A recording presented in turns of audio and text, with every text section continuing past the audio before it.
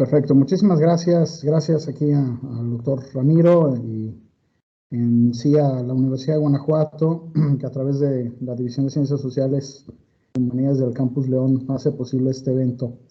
Me permito compartir la pantalla de mi ponencia. Agradecería si alguien me puede confirmar si ya se ve. Se ve perfecto. Perfecto, muchísimas gracias, doctor. Bueno, saludo también a quienes tertulian en esta mesa, en la mesa número 7, que tiene que ver con el acceso a la información y el combate a la corrupción. A la maestra Marisa, a mi colega Diego, y muy especialmente también agradezco al doctor Alex Caldera, no sé si está por acá, pero le agradezco mucho también la posibilidad de estar participando en este evento. Pues bueno, mi ponencia se titula COVID-19 y opacidad, riesgos de las asimetrías de la información oficial intergubernamental en México.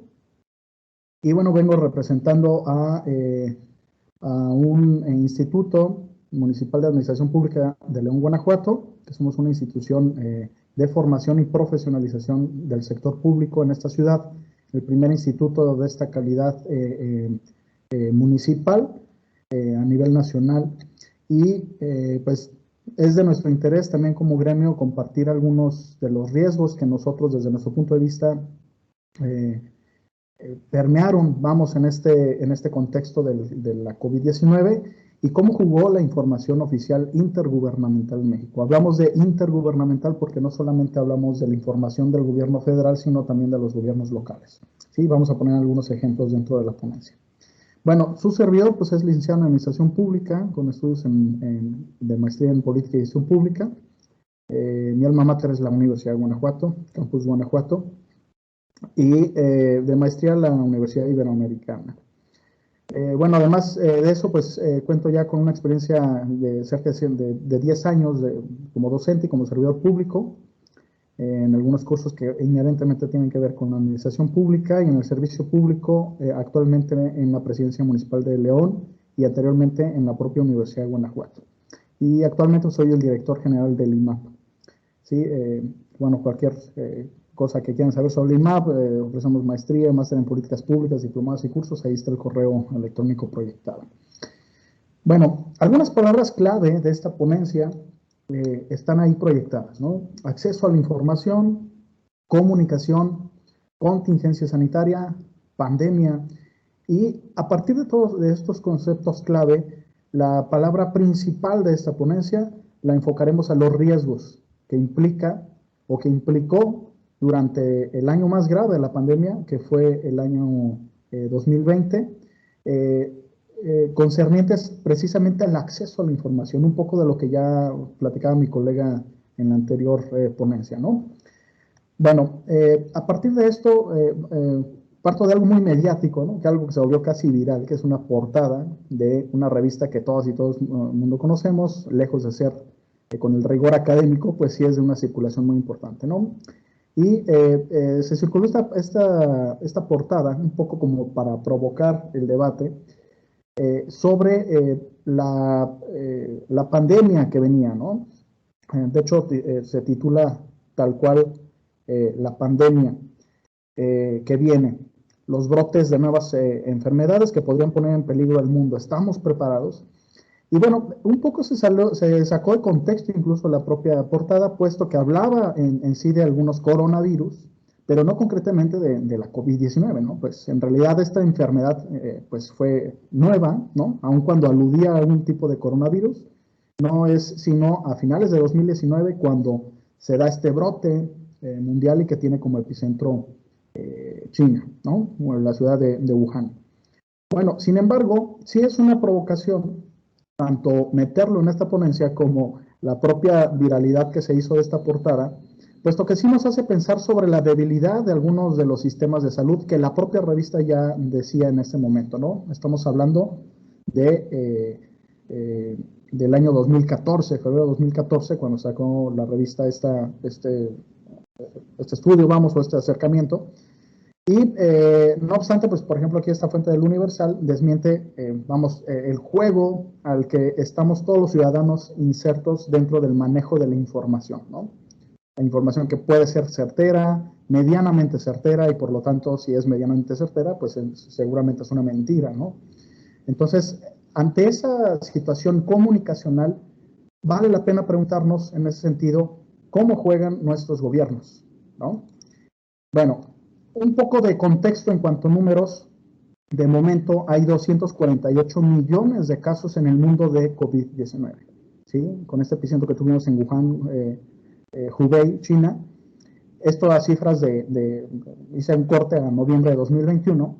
Y un poco en perspectiva para conocer, porque luego es como cuando los gobiernos dicen, entregamos 1,800 cobijas, ¿no? Bueno, pues ¿eso qué significa, no? O sea, bueno, un poco en perspectiva podríamos aseverar lo siguiente. Si la población contagiada por COVID-19 fuera un país con una población, sería el quinto más poblado del mundo, ¿sí? El quinto país más poblado del mundo.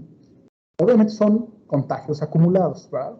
También esta situación comunicacional nos lleva a la reflexión, puesto que las escalas de contagio se iban acumulando y luego ya a nivel comunicacional en las conferencias mañaneras, en los datos de los gobiernos locales, no nos permitía a los ciudadanos ver, y ahí está el primer elemento de opacidad, de qué manera también se iba contrarrestando, vamos, ¿no? O sea, ok, háblame de contagios acumulados, pero también háblame cuántos de esos contagios también ya han sido, se han ido recuperando, ¿no? Después lo que sí se volvió más escandaloso fueron los lamentables fallecimientos que hubo también, ¿no? En fin, esto solamente en perspectiva para conocer la magnitud de la catástrofe vivida y que estamos viviendo hasta el día de hoy, ¿no? Bueno, sin embargo, esta situación, por supuesto que justifica la intervención del Estado, ¿sí? La vulnerabilidad de los sistemas de salud en el mundo quedó evidenciada por la pandemia, ¿sí? Y en ese sentido, pues obviamente se justificaba la intervención del Estado. Una vez detonada la pandemia, el mercado por sí mismo fue insuficiente para el suministro de la atención primero a las personas contagiadas por COVID y luego en un segundo momento sobre la cobertura de la vacunación, ¿sí? Entonces, en ese sentido también nos deja una lección en este debate sobre hasta qué punto es más Estado o menos Estado, donde ante una pandemia definitivamente el mercado quedó totalmente rebasado, ¿no? Y por eso es que es un excelente objeto de estudio analizar entonces el rol del Estado, ¿sí? Ok, a partir de esto, los Estados-nación como México, ante esta pandemia, bajo el contexto de la información que proporcionaban a sus habitantes sobre los niveles de contagio, las medidas de prevención y la estrategia de vacunación, se torna hacia el análisis de lo que pasaba dentro de estos Estados-nación, ¿sí? En estas tres vertientes, los niveles de contagio, las medidas de prevención y la estrategia de vacunación. En ese sentido, entonces, al interior de cada Estado-nación, habría que preguntarnos cómo fue la coordinación con estos gobiernos subnacionales, ¿sí? Y de qué manera esta simetría entre el gobierno federal y los gobiernos locales causó algunos riesgos. Y ahí está la problematización de esta ponencia, que apenas tengo que decir, pues es un acercamiento. Una ponencia precisamente es un acercamiento, por ahí a mi colega también por eso le escribí en el chat, qué buen tema para tesis, porque precisamente la ponencia lo que invita es que después desarrolles, ¿no? Después desarrolles una investigación más profunda. Apenas esto es un acercamiento, ¿no? Y mi ponencia no es ajena a ello, ¿no? Apenas es algo introductorio, falta mayor rigor académico, pero por supuesto que hay un objeto de estudio ahí preciso, ¿no? El que estamos comentando.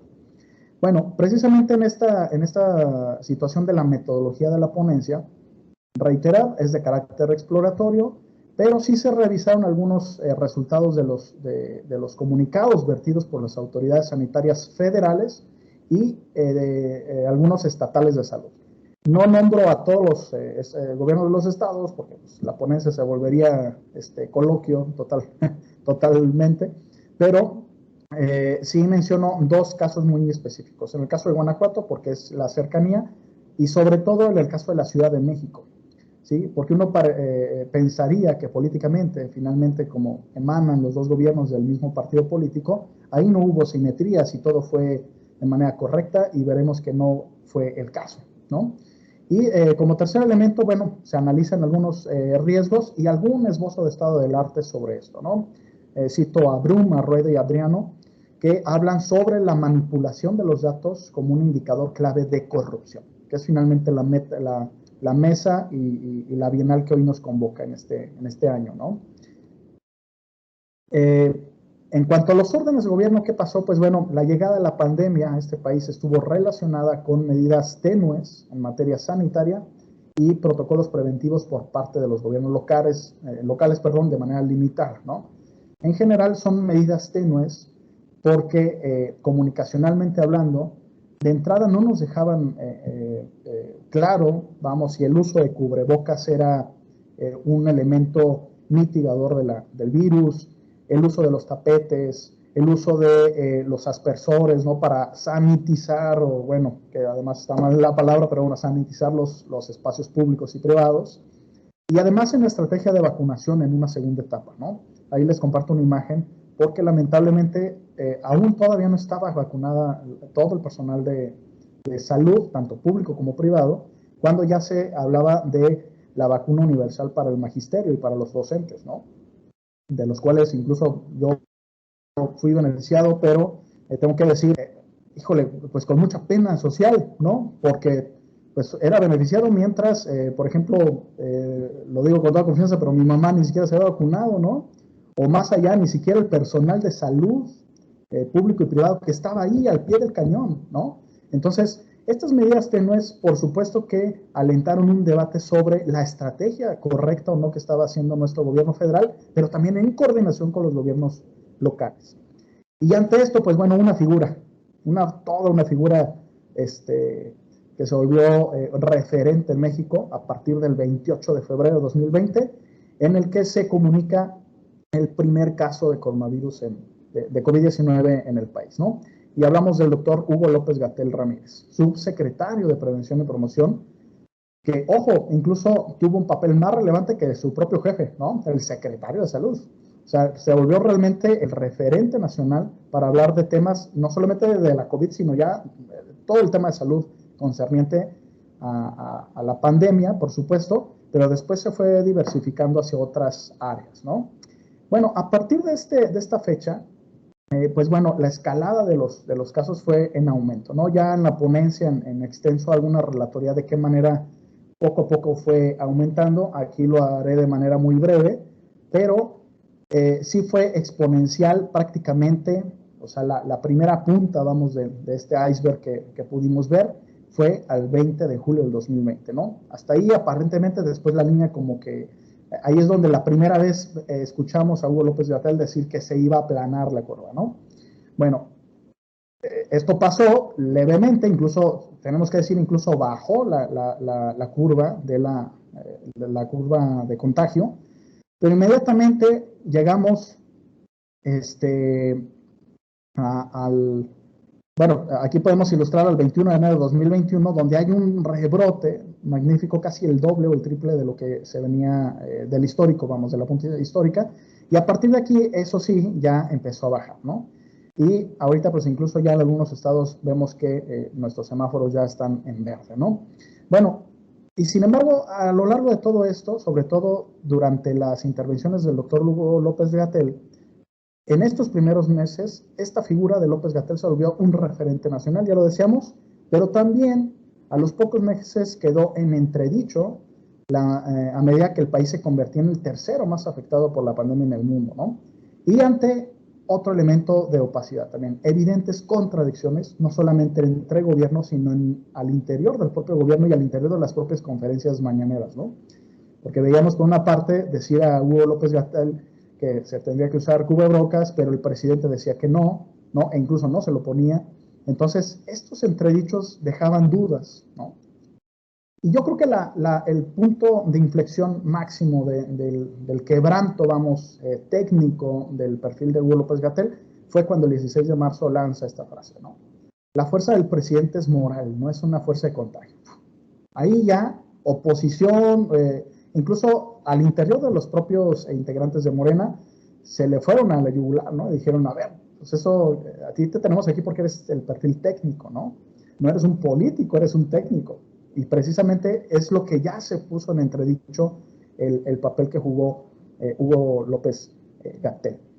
Bueno, a lo largo de todo esto, pues se presentaron algunas otras inconsistencias, pero más allá de lo mediático, vamos, no es la intención de una ponencia académica, por supuesto, quedarse en esta inmediatez, ¿no? Sino, pues hay que prender mejor el televisor, la TV abierta, y ya podrán ver la vida privada de Hugo López Gatell, ¿no? Pero realmente lo que nos interesa es qué pasó después de que se terminó esta estrategia de las conferencias, ¿no? El 11 de junio, después de haber visto a Hugo López Gatell 451 veces en las conferencias mañaneras, se anunció el fin de este modelo de comunicación gubernamental.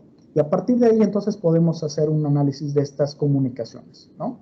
Bueno, algunas de estas podemos evidenciarlas a través de evidentes contradicciones, como ya lo comenté. Ante el retorno de la nueva normalidad, una vez ya culminada la estrategia de las conferencias, surgió en México una tercera ola de COVID, ¿sí? Ya vimos ahí dos que les presenté en la gráfica y se evidencia una tercera ola. Bueno, ante esta variante Delta, que aunque la ola ya no fue demasiado amplia, vamos, muchas personas vacunadas incluso contra este virus, el SARS-CoV-2, se contagian por primera vez o incluso por segunda vez. ¿Y qué es lo que pasa otra vez a nivel comunicacional, de acuerdo con el presidente de la República? Pues bueno, el 23 de junio de 2021, o sea, este año, hace algunos meses, minimizó esta tercera ola, ¿no? Y tal cual, así lo dijo textual, no es un asunto grave, no me lo habían informado y todos los días tenemos reunión sobre la pandemia. Y no se planteó, es mínimo, o sea, prácticamente inexistente, ¿no? Y sin embargo, algunos rebrotes sobre el cambio de los colores en el semáforo se dieron, vamos, en regreso del verde al amarillo, del amarillo al naranja, incluso hubo un caso del naranja al rojo, ¿no? Pero ¿qué pasó con este semáforo? Y vale la pena indagar sobre este tema del semáforo. Pues bueno, para muestra un botón, ¿no? De lo que pasó, ya decíamos, con relación a el conglomerado urbano más importante de este país, y es la capital de todos los mexicanos, que es la Ciudad de México, que además está gobernada por el mismo partido político, ¿no? Bueno, pues ahí mismo, Claudia Sheinbaum sostuvo que debido a la mejoría por el progreso de vacunación, se continuaría con características propias del semáforo en color naranja en algún momento, ¿no? Y a su vez, en el mismo momento, el mismo día, Hugo López Gatell señaló que este debería de colocarse dentro del semáforo rojo por la gravedad de avance del virus. Es decir, había también asimetrías ahí. ¿Qué pasa ante esta situación con una población que está ávida de información? No podemos decir otra cosa más que o está siendo opaco alguna de estas dos versiones o simplemente hay asimetrías, ¿no? No hay información certera sobre el manejo del semáforo. En Guanajuato también pasó una situación similar, ¿no? Teníamos una página muy completa del gobierno del estado de COVID-19, pero que luego en algunos días no parecía ser la misma información que se proyectaba en cadena nacional, vamos con la, bueno, no cadena nacional, más bien en la conferencia mañanera, respecto a lo que pasaba en Guanajuato. Y así podemos decirlo en casi todos los estados, ¿no? No los pongo de ejemplo, decía, agarré nada más Guanajuato y la Ciudad de México, pero eso fue lo que pasó. ¿Y qué pasó desde el punto de vista de la sociedad? Pues bueno, un referente crítico ante esta situación fue la Coparmex, ¿no?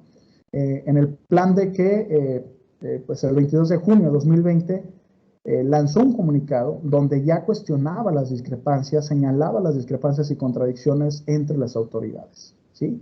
Entre las autoridades, de manera general, ¿no?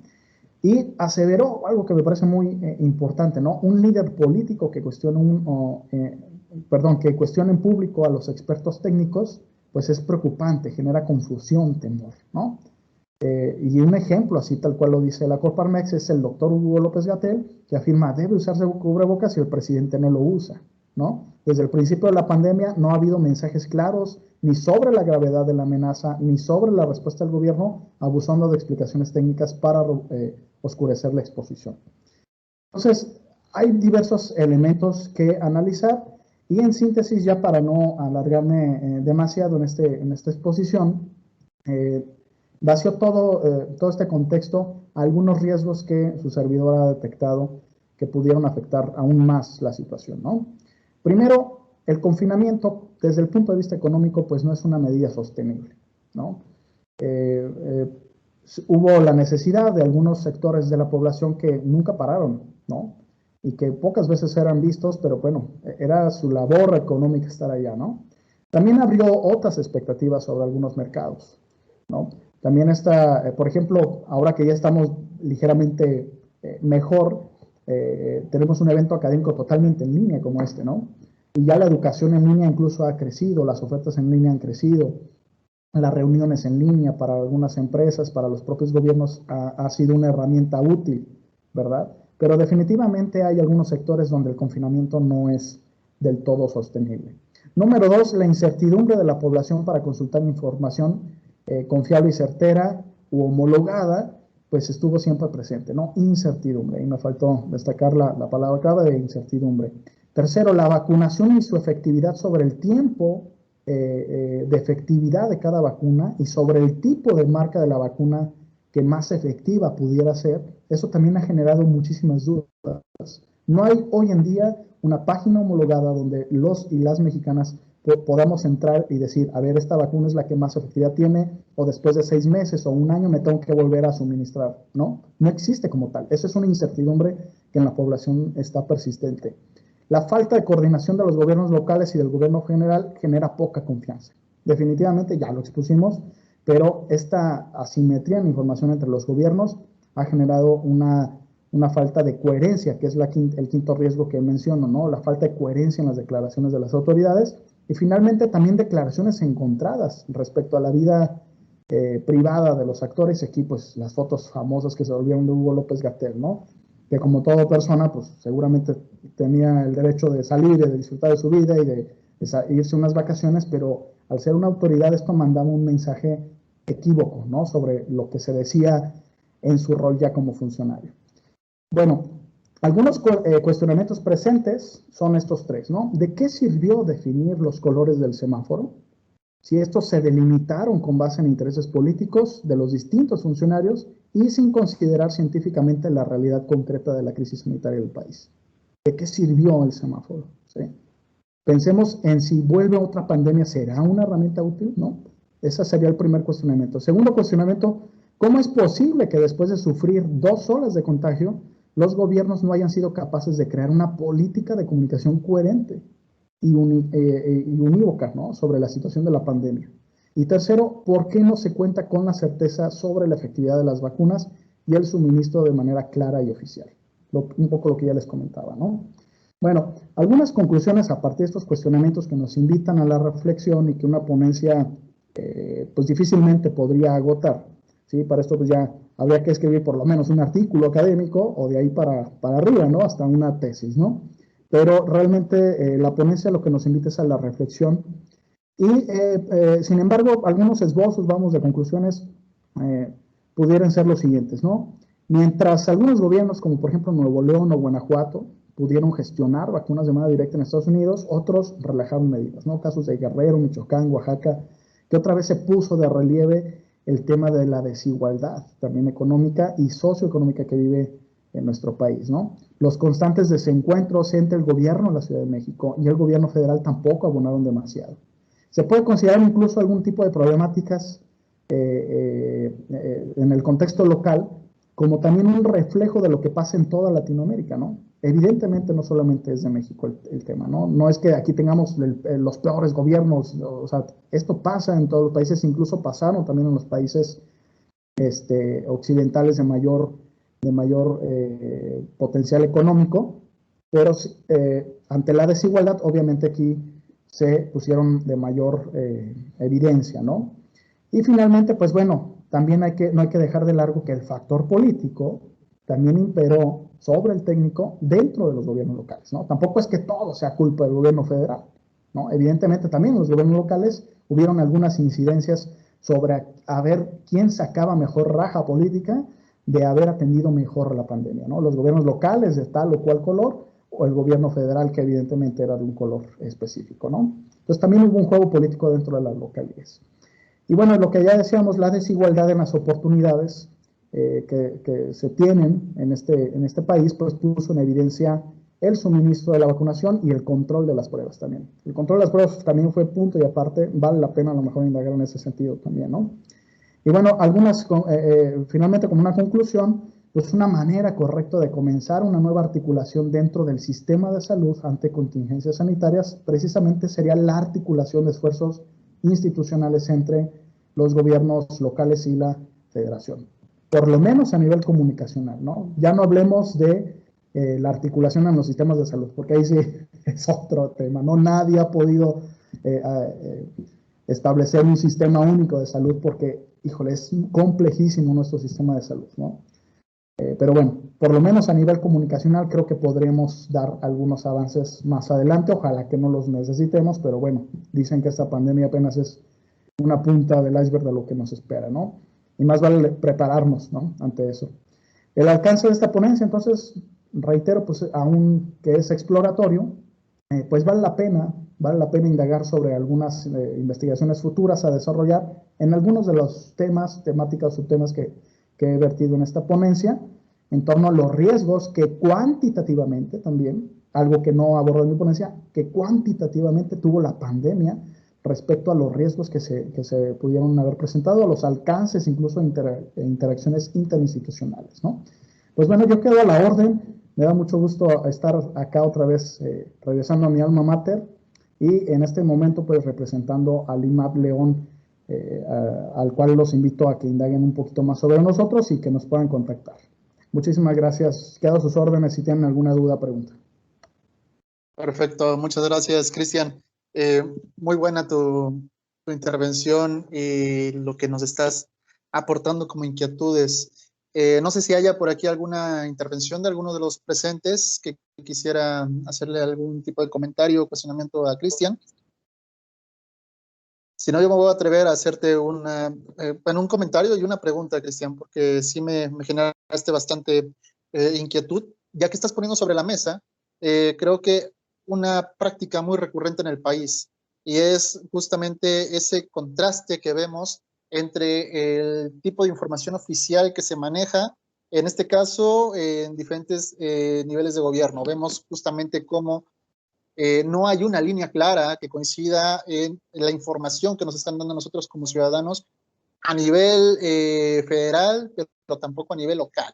Y yo me atrevería todavía, por ejemplo, viéndolo en este caso de la pandemia, si bien había ese contraste, si nos vamos a la información que estaban generando fuera del gobierno, independientemente de local o federal, la que se estaba llevando a cabo, el registro que estaban generando organizaciones de la sociedad civil, instancias internacionales y demás, vemos también ahí todavía otra vertiente que no coincide para nada con lo que nos estaban mostrando y nos siguen mostrando hasta este momento.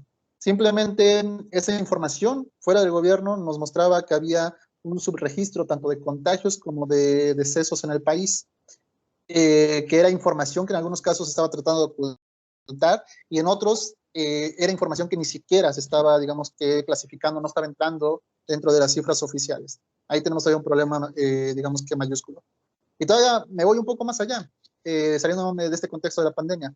Esto también contrasta muchísimo con otro tipo de, digamos, que de temática en donde justamente la información es muy diversa y está bastante, digamos, que manipulada o sesgada dependiendo de quién nos los esté proporcionando, en materia de seguridad, en materia también de corrupción, en la materia que ustedes quieran y pongan sobre la mesa. Esto creo que es una constante y es una problemática muy, muy latente y muy presente.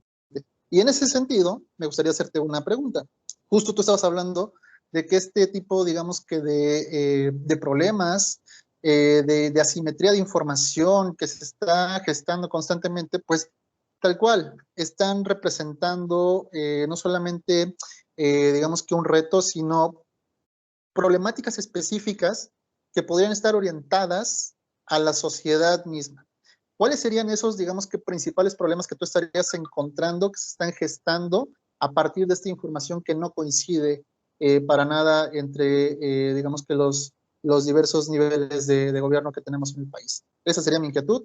Por aquí vi que Josué levantó la mano. Josué, adelante. Hola, no, pues igual como cuando me tocó a mí la intervención, no hay preguntas en mi caso para José Cristian. Bueno, es que lo conozco como Pepe, al buen Pepe.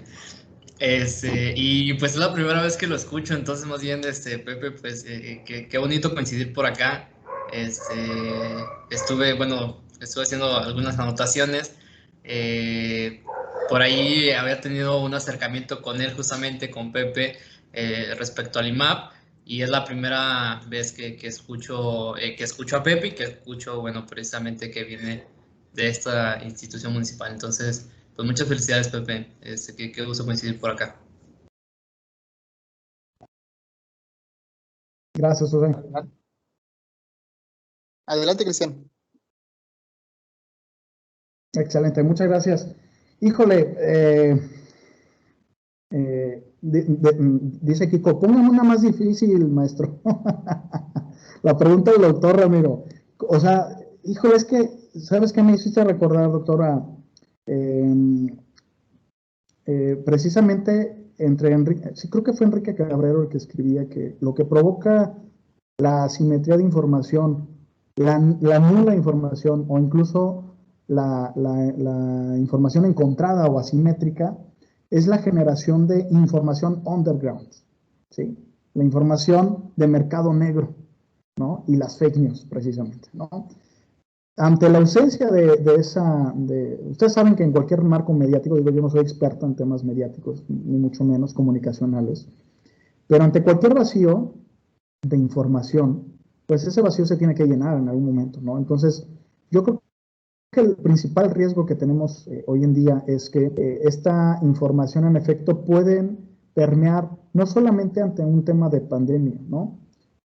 Pensémoslo de esta manera. La pandemia puso en evidencia, en efecto, los sistemas de salud, la desigualdad, pero también puso en evidencia la falta de coordinación que tenemos en este país, pero no solamente para un tema de salud, ¿no? Y qué grave que, imagínense, si así nos fue con el tema de salud, imagínense en coordinación fiscal, imagínense en la coordinación de programas sectoriales, en la coordinación de programas sociales, ¿sí? En la asignación de presupuestos sobre estrategias tan fallidas como ha sido, por ejemplo, la Cruzada Nacional contra el Hambre, Enciclomedia, y si nos vamos para atrás, muchos ejemplos que la verdad es que no hacen más que dejar en evidencia esta pandemia, que nos hace falta coordinación entre los órdenes de gobierno, ¿no?